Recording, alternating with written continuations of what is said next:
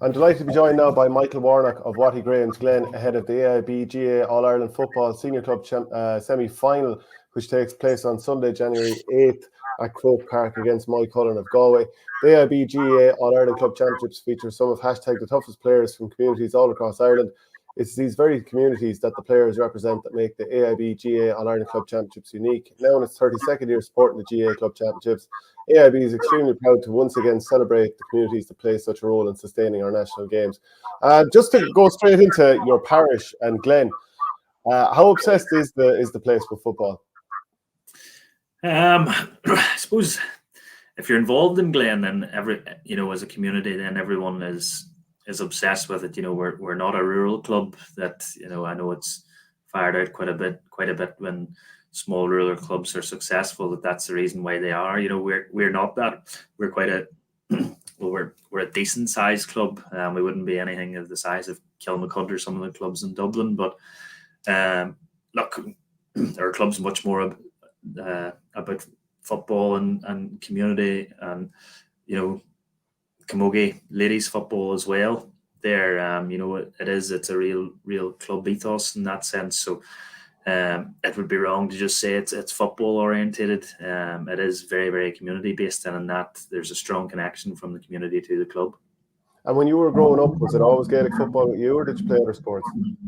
I played hurling for a number of years as well. Took that up a bit under 12, under 14, and played hurling right up through the senior level. And then packed it in a few years ago and just put my eggs in one basket with Glen and the focus to try and win a championship. And did you, obviously you had that success at minor and all that kind of stuff. Did it take longer than you thought, or do you feel you were more or less on course?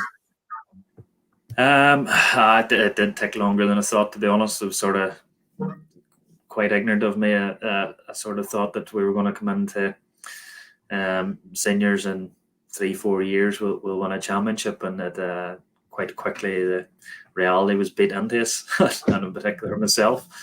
It took a lot longer than I thought, to be honest. Slaughtneil were at their pump whenever we were really only coming into it, and Ballinlarry were coming towards the end of theirs at that stage, and Slaughtneil just really, really took over, and obviously we're contesting All-Ireland club finals and winning Ulsters, so it was difficult from that sense. But even to get over some of the big names in Derry as well, it was tough, and we had to take a step back and the reality and figure out what we needed to do going forward, and understand that this is a process and it's not going to happen overnight just because you won a minor title or a few minor titles. You've got to adapt to the senior game and adapt physically as well. So it took a wee bit longer, but it was certainly worth the wait. And what do you think was the tipping point in terms of you kicking on and winning that first title? Is it Malik O'Rourke coming in, Conor Glass coming back? What do you think? It's probably an accumulation of those two reasons, and everyone within the team getting a couple of years more experience as well.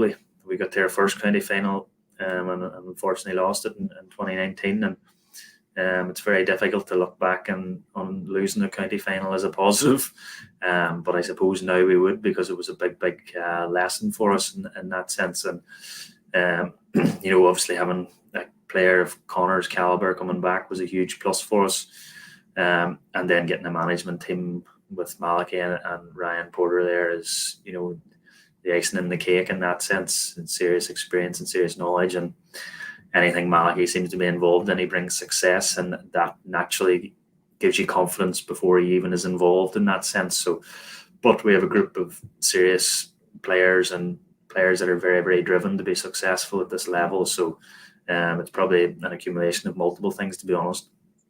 Could you talk to me about the Ulster final against Kilmacud, because it was fairly thrilling to watch from the outside, but also unbelievably bruising. I'd say you weren't exactly best buddies on the pitch.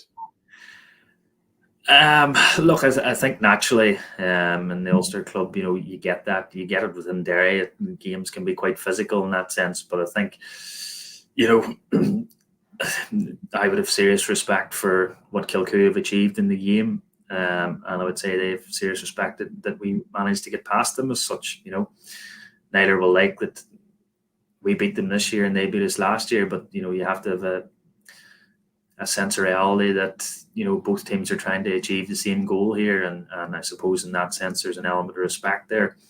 And likewise between ourselves and Slaughtneil, you would have a lot of respect for what they've achieved as such, and hopefully the same backwards. Be quite confident of that as well, but it's just nice to be in that circle of success after winning for many years to get there.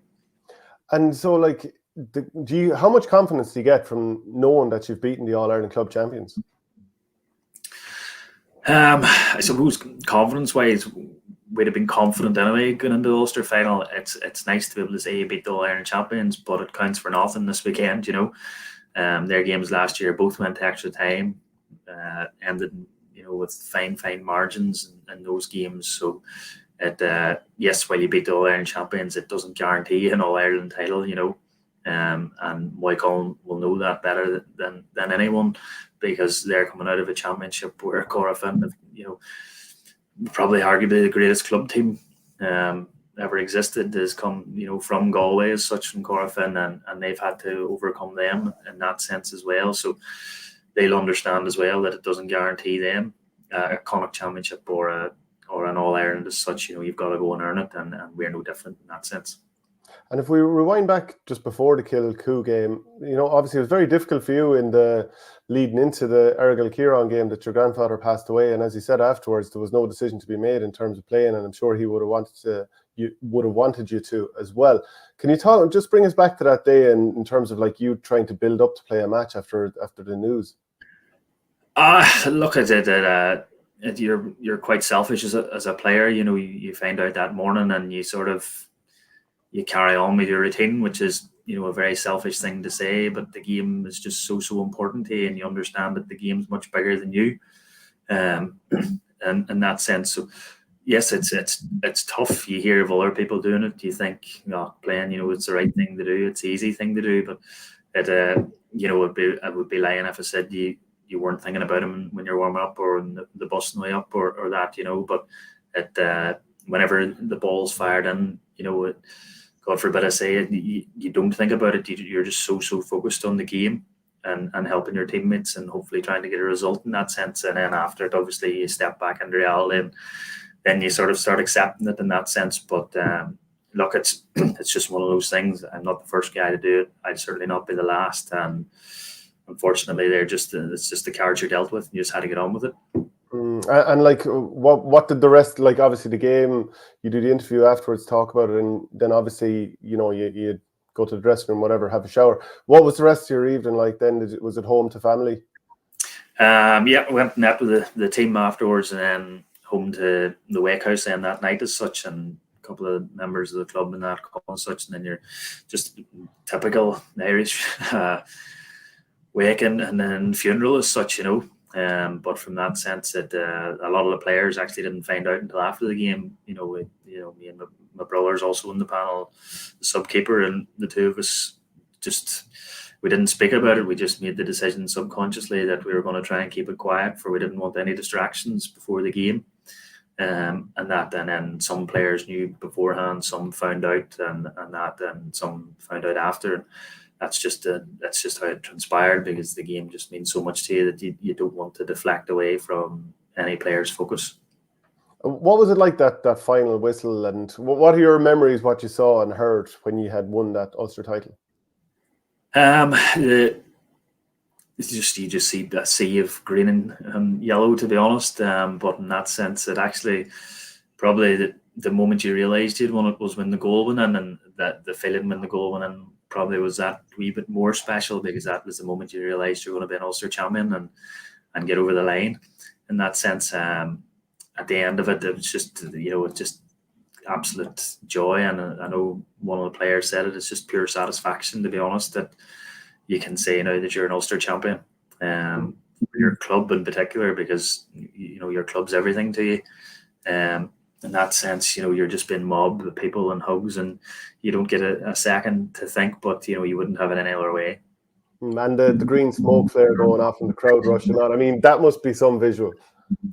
Our supporters are maybe a bit they can maybe get a bit wild at times, but as a player, it's And when they're from your own club, it's not so bad. If it was a different club, you'd be going, what are they at with flares and stuff like that? But I suppose it adds to the occasion in that sense. And you see some of the photos after, you see the green smoke and that, they're quite cool in that sense. So it's nice, when you're on the winning side of it. Had it been the other flip of the coin like last year, it's not a nice place to be. Yeah, no, it was brilliant scenes afterwards. What's the area, the club area, all that kind of stuff at the moment? Is it just bunting up everywhere? Are people going nuts about it? Flags, bunting, good luck signs, all of that, but that's been the case from, since we got into the Derry final again. Thankfully, we've been able to keep the flags up over Christmas. Unfortunately, we weren't able to do that last year. So it's nice to be able to drive into the town, go to the shop and that, and see green and yellow or green and gold everywhere. From that sense, but look, there's a good buzz around the town. But as players, you're quite selfish, and you hide away from that and just try and keep your focus in the game, because everyone means well and they're coming from a great place and want to still talk about the Ulster final. But as a player, you've got to forget about it and move on, and turn to this Sunday. And so I'm just wondering, how much can you escape it? Like, what do you work at, and do you get a chance to escape it? Yeah, I work as a logistics manager for a kitchen company called Uform. They're about 15 minutes from home here. So, look, it's a bit like most places. The GAA is probably deep rooted in everywhere throughout Ireland, and it's no different up here in the north.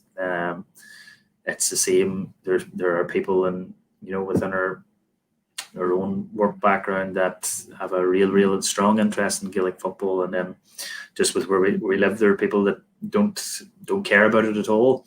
And as a player, if I could get more people that don't care about it at all and go to work, it would be great, because then nobody bothers you about it as such. But look, everybody is coming from a good place when they talk to you about it, in that sense. But it is nice when you can shut off sometimes and just focus on certain things and not have to focus on a game, because your mind at times can be quite wild before a game, and thank God your thoughts aren't put on paper. And so then to ask you about this weekend, like, is it excitement heading up to Croke Park and facing off against Moycullen? It's more of excitement that we're in an All-Ireland semi-final than getting to Croke Park, to be honest. The pitch is, look, for certain people, getting to Croke Park is a big thing.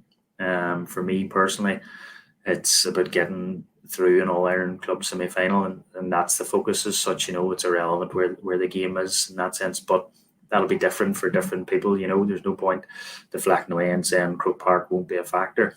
For a lot of players from both sides, it'll be their first time playing in Croke Park, and that's a big thing for people, because it's naturally when you're young and grown up, that's what you dream of, is playing in Croke Park. Generally, it starts with watching your county and dreaming that, but to be able to get there with your club, I'm sure, is probably just a wee bit more special as such. But there are plenty of people on both sides as well that have played in Croker, so ultimately it'll come down to one thing, and that'll be who performs. And it'll be we'll not be looking after this weekend either side and saying, it was great to play in Croker. Ultimately, it's about getting that victory. Okay, well, look, brilliant stuff, Michael. Appreciate chatting to you, and best of luck at the weekend. Thanks very much.